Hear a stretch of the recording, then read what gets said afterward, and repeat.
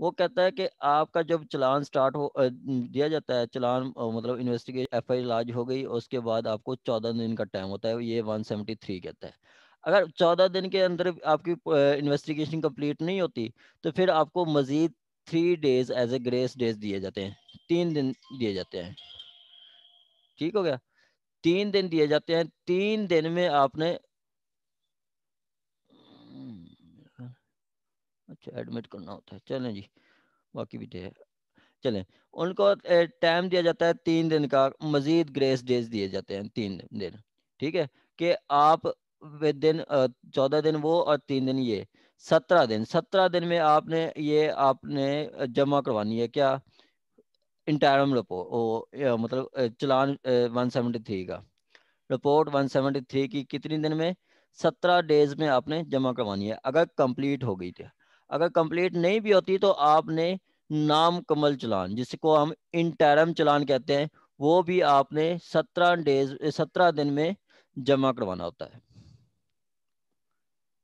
ठीक हो गया, ये आपका है एफ आई आर का procedure. F I R launch हुई, एफ आई आर के 14 दिन का टाइम होता है इन्वेस्टिगेशन के लिए, इन 14 दिन में वो उन्होंने 173 की रिपोर्ट जमा करवानी होती है। अगर 14 दिन में नहीं होता तो उनको मजीद 3 दिन टाइम दिया जाता है, ग्रेस डेज दिए जाते हैं कि आप 3 दिन, मतलब मजीद 3 दिन के अंदर, मतलब आप 17 दिन के अंदर अगर कंप्लीट हो जाता है तो कंप्लीट भेज दें। ये जिनके माइक ऑन है वो काइंडली ऑफ कर दें। हिना कंवल साहबा आप अपना माइक ऑफ कर दें। हिना कंवल साहबा, चलें जी। जी ये अस्सलाम वालेकुम सर। वालेकुम सलाम मैडम, माइक ऑफ कर दें मेरा अपना। जी सर, मेरा मैं बात कर रही हूँ सर। मेरा ये अभी मैं एंटर हुई हूँ, काफी 2-3 मिनट मैंने वेट किया, तो रिपीट करेंगे सर आप? मैं स्टार्ट से ही शुरू कर देता हूँ, ठीक है, स्टार्ट से कर देता हूँ। ठीक है सर, थैंक यू। हम्म, ये भी प्रॉब्लम होती है। चलें जी, हमने स्टार्ट किया है कि आपको मैं प्रोसीजर बता रहा हूँ लॉ का। ठीक है, कि मतलब एक क्रिमिनल प्रोसीजर, क्रिमिनल आपका क्रिमिनल ट्रायल कैसे होता है। ठीक है, ये सारे अपने अपने पास नोटबुक रख लें साथ, और अपने साथ एक पेंसिल वगैरह रख लें, ये नोट करते जाएं, अपने नोट्स बनाएं। ठीक है, सब ने अपने नोट्स बनाने हैं। लॉ कब मोशन में आता है, दो तरीके हैं, या तो एफ आई आर होती है, या एफ आई आर 154 के तहत, सेक्शन 154, सर 154। ठीक है, और उसके बाद जो कंप्लेंट होती है वो होती है 200 के तहत, सेक्शन 200 सीआरपीसी। या एफआईआर होगी या कंप्लेंट होगी, जब इन दोनों सूरतों में आपकी जो मशीनरी है वो इन मोशन में होती है, लॉ मशीनरी इन मोशन में होती है। पहले मैं एफआईआर का प्रोसीजर बताता हूँ, उसके बाद फिर मैं कंप्लेंट का प्रोसीजर बताऊंगा। एफआईआर क्या है, एफआईआर हुई, और आप जब एफआईआर हो जाती है कंप्लीट, एफआईआर लॉन्च हो गई, एफआईआर दर्ज हो गई, तो 14 दिन का टाइम होता है आईओ के पास, पुलिस के पास, इन्वेस्टिगेशन ऑफिसर के पास। वो 14 दिन में उन्होंने रिपोर्ट भेजनी होती है 173 की, सेक्शन 173 सीआरपीसी। वो ये बताता है कि जब एफआईआर होगी तो 14 दिन में चालान भेजा जाएगा, चालान करके वो इन्वेस्टिगेशन कंप्लीट करके चालान भेजा जाएगा। ठीक हो गया, अगर 14 दिन में नहीं कर सकते तो उसमें 3 दिन ग्रेस दिए जाते हैं, 3 दिन मजीद दे के 17 दिन में आपने चालान जमा कराना होता है। अगर 17 दिन में आपकी इन्वेस्टिगेशन कंप्लीट हो जाती है, ठीक है, 17 दिन में कंप्लीट हो जाती है तो आपका चालान कंप्लीट को आ जाएगा। नहीं तो आपका ये मतलब इंटरम चालान, जिसको नामुकम्मल चालान अक्सर कहते हैं, आप अक्सर देखते हैं 302 में नामुकम्मल चालान आ जाते हैं, उसी नामुकम्मल चालान पे आपका ट्रायल स्टार्ट हो जाता है। जो नए यूजर होते हैं उनके लिए ये मसला होता है। चलें जी, उनको मजीद 3 दिन का टाइम दिया जाएगा, 17 दिन में मुकम्मल तफ्तीश होगी तो मुकम्मल चलान आ जाएगा, नहीं तो नामुकम्मल चलान, जिसको इंटरम चलान कहते हैं, वो आ जाता है। अब चलान कोर्ट के अंदर आ गया, कोर्ट के जब अंदर जब चलान आ जाता है, कोर्ट चलान किसको दिया जाता है, चलान आपका जो मतलब पहले इन्वेस्टिगेशन कंप्लीट हुई, इन्वेस्टिगेशन कंप्लीट करके आईओ कंप्लीट करता है, आईओ फिर वो दे देता है एसएचओ से साइन वगैरह करवा के, वो आगे फॉरवर्ड कर देते हैं प्रोसिक्यूटर को। चलान कोर्ट में, नाम को क्या कहेंगे? इंटरम चलान, INTERIM, इंटरम चालान। सर वालेकुम सलाम। इंटीरियम चालान सर, अगर हम पूरे वक्त में अगर जमा करवाएं तो ठीक है ना सर, अगर नहीं तो 3 दिन फिर ना सर।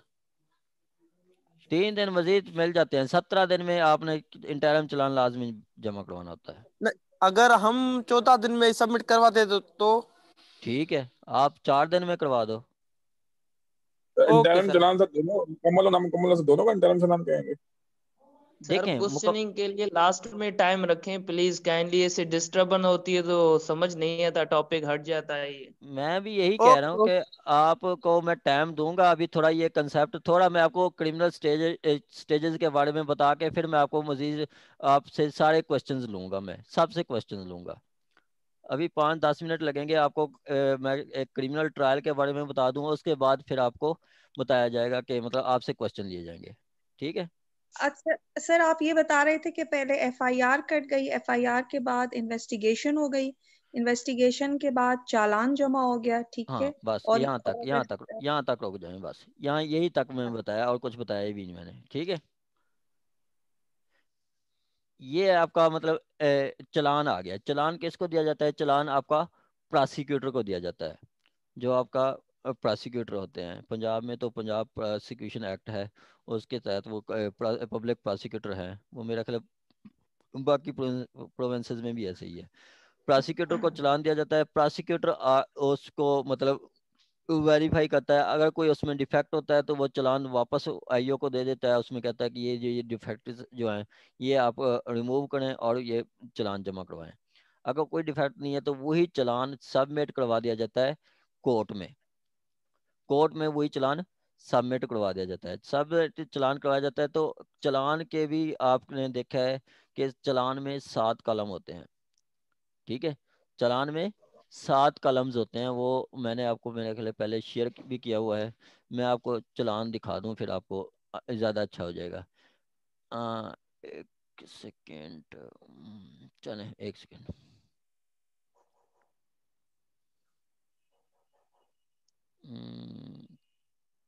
चालान,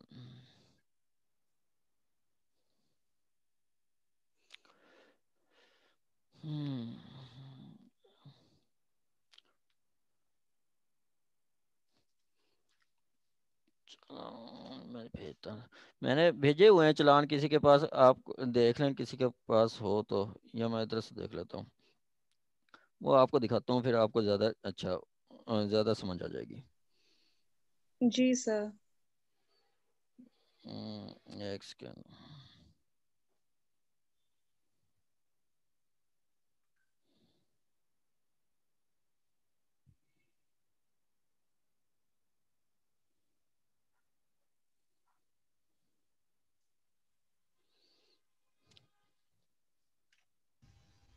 सर मैंने आपको फॉरवर्ड किया है। कहा दिया आपने? जी सर, हो रहा है सर। चले मैं देख लेता हूँ, चले वो बाकी भी होगा।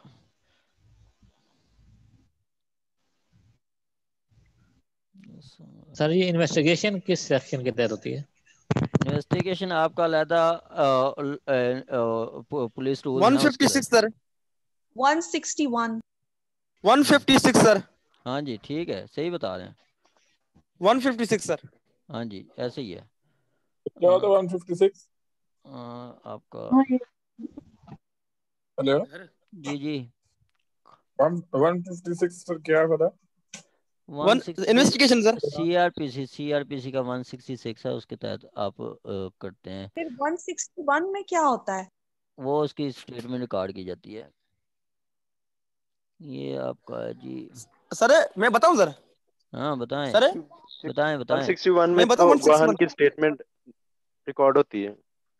हम्म सर पुलिस करवाती है ना सर, हम्म रिकॉर्ड होती है सर, हम्म स्टेटमेंट रिकॉर्ड होती है एक्यूज की 161 161।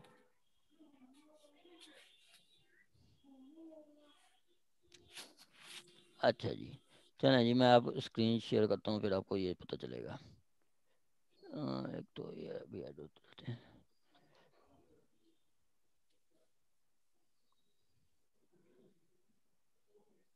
167 के तहत क्या होता है सर? रिमांड रिमांड होता है ये।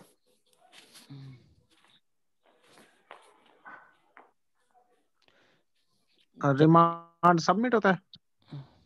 नहीं, रिमांड पुलिस लेती है, अगर इन्वेस्टिगेशन कंप्लीट नहीं हो ना तो पुलिस लेती है रिमांड स्क्रीन जज छोड़ रही है आपको? Yes sir. और ये जी स्क्रीन सर। छोड़। चलें जी, अब FIR हुई, ठीक है। FIR के बाद ये चलान आ जाता है कोर्ट के अंदर, ठीक है। ये चलान है, अब ये चलान मुकम्मल है, ठीक है। अच्छा, ये अब चलान में कितनी है?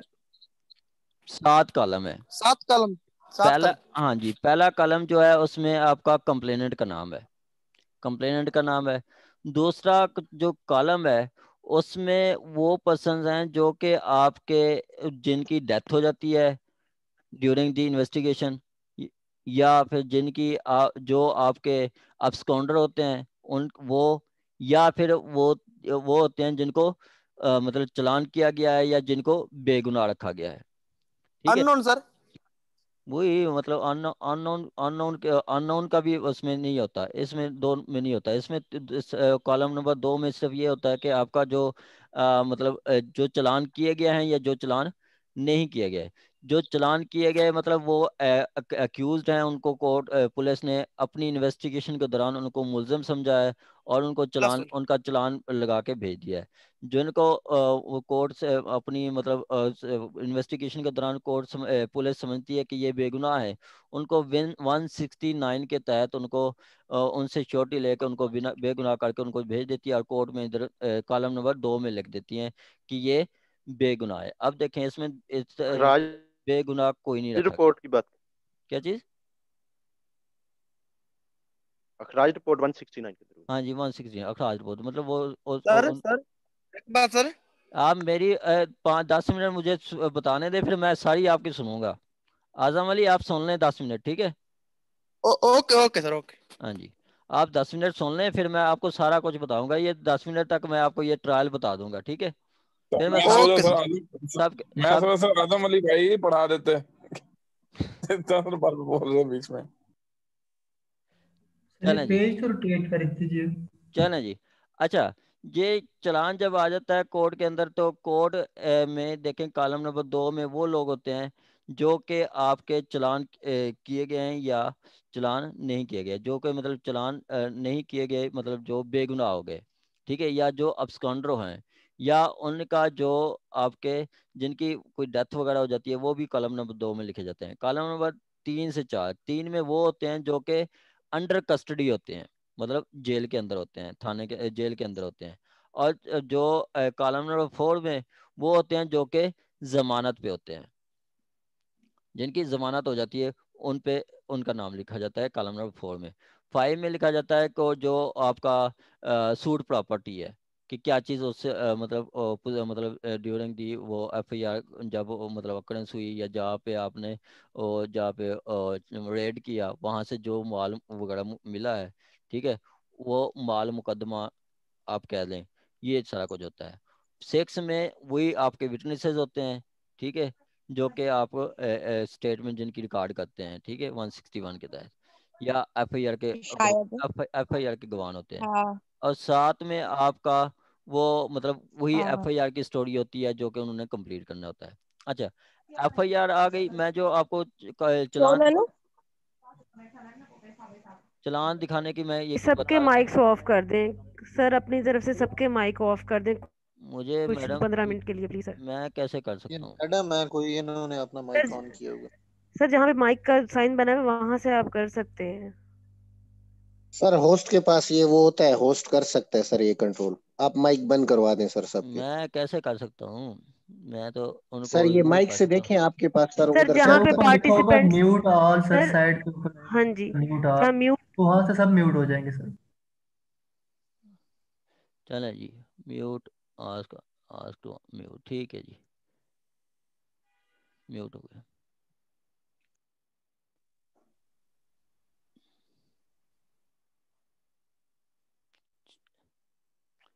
चलें जी, अब आपका चलान मैं आपको सस्ती सा ओवरव्यू देता हूँ, उसके बाद फिर आगे चलते हैं। आपका चलान हो गया, ठीक है, चलान कोर्ट के अंदर आ गया, ठीक है। तो उसके बाद ये अब आपको शो हो रहा होगा चलान, ठीक है। चलान कोर्ट के अंदर आ गया। चलान जब आता है तो कोर्ट किसको समन करती है? कोर्ट समन करती है कॉलम नंबर 3 वालों को और कॉलम नंबर 4 वालों को। जो 4 होते हैं, ठीक है, 4 में वो पर्सन होते हैं बेल पे, जमानत पे होते हैं, ठीक है। तो उनको समन किए जाते हैं। समन आपका वो 68 में वो आगे तरीकेकार बताया गया है। समन आपका वो कोई कोर्ट का नुमाइंदा भी लेके जा सकता है, पुलिस वाले भी लेके जा सकते हैं। और जो इन कस्टडी होते हैं, जैसे ये कॉलम नंबर 3 है, ये इन कस्टडी हिरासत में है, जेल में है, तो इनके समन के किधर जाते हैं? इनके समन जाते हैं सुप्रीडेंट जेल को जाते हैं, सुप्रीडेंट जेल को जाते हैं उनके समन। अब ये इनको समन किया जाता है, समन करके ये कोर्ट के अंदर आ जाते हैं, ठीक है। कोर्ट के अंदर आ जाते हैं तो कोर्ट इनको कॉपी प्रोवाइड करती है। क्या? उनको कॉपी प्रोवाइड करती है किस चीज़ की? मतलब जो मतलब इनको documents produce, supply of documents, इनको डॉक्यूमेंट्स देती है कि आपके खिलाफ जो उस डॉक्यूमेंट्स में जो बताया गया जाता है कि जो एफआईआर है, उसके अलावा 161 की स्टेटमेंट है, 164 की कोई स्टेटमेंट है, इंस्पेक्शन नोट है या साइट प्लान है, जो पुलिस फाइल होती है उसकी कॉपी करवा के इनको दे दिया जाता है मुल्जमान को कि आपके खिलाफ ये एलिगेशन है, ये वो है। अब जब उनको चलान मतलब कॉपी जमा करवा दी जाती है तो 7 दिन के अंदर अंदर आपकी सेशन जज, जो सेशन ट्रायल है उसमें बताया गया कि 7 दिन के अंदर अंदर वो उसको मतलब चार्ज फ्रेम कर सकती है। जो आपका मजिस्ट्रियल ट्रायल है उसमें कम अज कम 7 दिन बाद ही ट्रायल होगा, उसके बाद मतलब वो मतलब इश्यूज चार्ज फ्रेम कर सकता है, पहले नहीं कर सकता। सिंपली ये है कि आपको उनको डॉक्यूमेंट्स दिए गए, डॉक्यूमेंट्स उनको दे के फिर उनको उनके ऊपर फर्द जुल्म लगाई जाती है, उनके ऊपर फर्द जुर्म लगाई जाती है। फर्द जुर्म लगाते हैं तो उसके बाद फिर एविडेंस स्टार्ट हो जाती है। पहले एविडेंस होती है प्रोसिक्यूशन की, ठीक है, प्रोसिक्यूशन की एविडेंस होती है। उसके बाद आ जाती है डिफेंस की एविडेंस। उसके बाद सम अप किया जाता है। सम अप से मुराद आपका जो सर आप speed में- क्या चीज मैडम? सर आप स्पीड में मैं कह अच्छा, मैं स्पीड में हूँ मैडम, चले मैं ट्राई सर आई करता हूँ। मीन थोड़ा सा आहिस्ता बोलें क्योंकि हमें तो ठीक नहीं है, पता प्रोसीजर। चलें आप अभी ओवरव्यू दे रहे हैं ना, बाद में देखना तो खुद ही पड़ेगा। चलें ओवरव्यू चलें, तो स्पीड में दे हाँ जी। अच्छा हम नोट कर रहे हैं ना। ठीक है मैडम, ठीक है, नोट करें आप। चलें अब मतलब उसके बाद चार्ज फ्रेम हो गया, मतलब जिसको चार्ज फ्रेम कहते हैं कि फर्द जुर्म आयद कर देना। फर्द जुर्म आयद होती है तो उसके बाद कोर्ट कहती है कि आप अपनी प्रोसिक्यूशन को कहते हैं कि आप अपनी एविडेंस ले आएं। प्रोसिक्यूशन की एविडेंस कौन सी होती है? वही उनके जो 160 मतलब पुलिस इन्वेस्टिगेशन में जो उनकी स्टेटमेंट होती है, जो उनके विटनेसेस को एग्जामिन किया जाता है, वही उनके विटनेसेस होते हैं। डिफेंस अपने अलहदा ले आता है। पहले प्रोसिक्यूशन की एविडेंस आ जाती है, उसके बाद फिर डिफेंस की एविडेंस आती है। डिफेंस मतलब अक्यूज साइड से एविडेंस आती है। जब एविडेंस कंप्लीट हो जाती है तो कोर्ट कहती है सम अप करो। पहले सम अप करता है प्रोसिक्यूशन, उसके बाद सम अप करता है आपका डिफेंस। सम अप से मुराद आपका मतलब पहले आर्गूमेंट्स करेगी प्रोसिक्यूशन, उसके बाद डिफेंस आर्गूमेंट्स करेंगे, ठीक है। डिफेंस के जब आर्गूमेंट हो जाएंगे तो इस पे कोर्ट ने फैसला सुना देना है, इस पे कोर्ट ने फैसला सुना देना है। ये था आपका एफआईआर का मतलब चलान केस में, इसको एफआईआर या इसको चलान केस कहते हैं। चलान केस का प्रोसीजर यही था, पहले एफआईआर होती है, फिर चलान आ जाता है। चलान आता है तो फिर चलान के जो मुल्जमान होते हैं उनको नोटिस किया जाता है। नोटिस हो जाता है तो फिर वो आ जाते हैं कोर्ट में, उनको डॉक्यूमेंट्स सप्लाई किए जाते हैं। जब डॉक्यूमेंट्स सप्लाई किए जाते हैं तो उनके ऊपर चार्ज लगाया जाता है, फायदे जुर्म ऐड की जाती है। जब फायदे जुर्म ऐड हो जाती है तो फिर उसके बाद उनको एविडेंस के लिए कहा जाता है कि आप एविडेंस ले आए। प्रोसिक्यूशन पहले एविडेंस ले आता है, उसके बाद आपका डिफेंस एविडेंस ले आता है, उसके बाद उनके फाइनल आर्गूमेंट्स होते हैं। फाइनल आर्गूमेंट्स के बाद आपका फैसला हो जाता है, ठीक है। ये था आपका एफआईआर का मतलब प्रोसीजर, चलान केस का प्रोसीजर। यहाँ तक आपका कोई क्वेश्चन हो तो फिर मैं आपको दूसरा कंप्लेंट केस में बताता हूँ, किसी का कोई क्वेश्चन हो। सर एक सर अब क्वेश्चन है सर। कोई एक एक एक हाँ जी, आजम अली आप बताएं। Sir, the word challan does not define anywhere in CRPC. But challan यहाँ पे 173 में पुलिस रिपोर्ट लिखा हुआ है, तो चालान वर्ड कहाँ से आया था? चालान वर्ड ये हमने खुद ही प्रज्यूम कर लिया, चालान कर दिया जी। ये हमारी उर्दू की जुबान में है ये चालान। अच्छा, इंग्लिश में भी लिखते हैं चालान सर? नहीं, चालान उर्दू, इंग्लिश में कोई वर्ड नहीं है, उर्दू में चालान लिखते हैं। अच्छा, तो मतलब हमने यूज किया इंग्लिश में हम रिपोर्ट 173 की कहते हैं या पुलिस रिपोर्ट कहते हैं। Okay sir, okay. और किसी का कोई क्वेश्चन हो तो? सर अब थोड़ा सा सर प्रोसीजर का मैं थोड़ा सा एक चीज ऐड अप करना चाहूंगा कि एक आपने जो मिस किया है वो कॉग्निजेंस, कोर्ट ने जो कॉग्निजेंस देनी होती है ना, वो आपने नहीं अपलोड किया। सेक्शन सर 342 की स्टेटमेंट होती है, जब प्रोसिक्यूशन की एविडेंस होती है ना, उसके बाद फिर डिफेंस एविडेंस आती है। सैम साहब और कुछ? सर एक क्वेश्चन सर और चले सैम साहब, आपने बिल्कुल ठीक बताया। एक आजम अली, 1 मिनट सुन लें आप। Okay sir. ठीक है, जो आपका डिफेंस एविडेंस होती है ना, डिफेंस में ये हमने सारा कुछ डिटेल के साथ पढ़ना है। डिफेंस एविडेंस में ये सबसे पहले प्रोसिक्यूशन मतलब 342 की स्टेटमेंट होती है। पहले अक्यूज की स्टेटमेंट होती है, फिर अक्यूज से पूछा जाता है कि आप किसी और गवाह को पेश करना चाहते हैं, तो वो बताता है, तो फिर वो आ जाता है। ठीक हो गया, ये डिफेंस की एविडेंस में होता है। अच्छा, 342 की स्टेटमेंट में एक और भी क्वेश्चन होता है कि अक्यूज से पूछा जाता है will you want to appear as a witness, कि अक्यूज से पूछा जाता है कि आप खुद को एज ए विटनेस भी पेश करना चाहते हैं। ठीक है, अगर वो कहता है हाँ, तो वो 340(2) के तहत आ जाता है। ठीक है, मैंने अभी सरसरी बताया, इसमें अभी हम आगे डिटेल के साथ हर चीज को पढ़ेंगे। ठीक हो गया, ये था आपका चलान मतलब चलान का केस। ठीक हो गया, उसके बाद यानी कि डिफेंस के एविडेंस लाने से पहले कोई स्टेटमेंट होती है? पहले मैडम उसकी प्रोसिक्यूशन की एविडेंस होती है। नहीं, ये जो स्टेटमेंट आप सर ये जो स्टेटमेंट आप बता रहे हैं ये कब होती है? ये मैडम जब प्रोसिक्यूशन की एविडेंस हो जाती है, फिर आपकी मतलब डिफेंस एविडेंस में होती है। डिफेंस एविडेंस में पहले 342 की स्टेटमेंट होती है। सर ये जो अक्यूज होता है उसकी जो स्टेटमेंट होती है वो डिफेंस एविडेंस में ही काउंट होगी मतलब? हाँ जी, हाँ जी। सर जो 342 की स्टेटमेंट होती है, जब प्रोसिक्यूशन एविडेंस कंप्लीट हो जाती है ना, उसके बाद जो जो कुछ प्रोसिक्यूशन ने अपने एविडेंस में दिया होता है ना, वो इन नरेशन फॉर्म में डिफेंस से यानी कि डिफेंडर पार्टी से या फिर दूसरी जो अक्यूज पार्टी है उससे पूछा जाता है कि उसको उन्हें जवाब देना होता है कि क्या है, यानी कि उसको इनेबल करना होता है कि वो उसके मुताबिक अपना डिफेंस ले सके, और आया कि वो खुद उसके मुताबिक एविडेंस अपनी देना चाहते हैं कि नहीं देना चाहते। जनरेशन की सूरत में आती है। इसका पर्पज ये होता है कि अक्यूज को इंटीमेट करने के लिए आपके खिलाफ एविडेंस है। ये आप 342 की स्टेटमेंट का बता रहे हैं? जी सर, जी बिल्कुल, जी। सर एक बात सर, एक मिनट में सैम साहब, आपकी जो 342 की स्टेटमेंट होती है वो आपकी क्वेश्चन फॉर्म में होती है, नरेटिव फॉर्म में नहीं होती। सर नरेशन फॉर्म, वो सर नरेशन फॉर्म में से बोलते हैं हम, वो क्वेश्चन फॉर्म में होती है। क्वेश्चन, पहले क्वेश्चन होता है, फिर उसका आंसर होता है, फिर क्वेश्चन होता है, फिर आंसर होता है। जो दूसरी प्रोसिक्यूशन की एविडेंस है, ठीक है, प्रोसिक्यूशन की एविडेंस वो आपकी नरेटिव फॉर्म में होती है।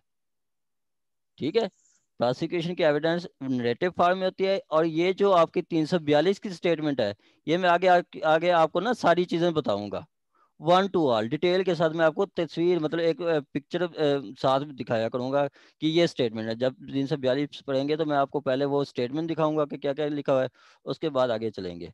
जो 342 की स्टेटमेंट है वो क्वेश्चन फॉर्म में होती है। ठीक है, उसके बाद जो दूसरी प्रोसिक्यूशन एविडेंस होती है वो नरेटिव फॉर्म में होती है। अगर 342 की स्टेटमेंट के बाद वो एज ए विटनेस पेश हो जाता है 340(2) के तहत, वो नरेटिव फॉर्म में होगी। ठीक है, ये आगे हम सारा कुछ आपको बताएंगे।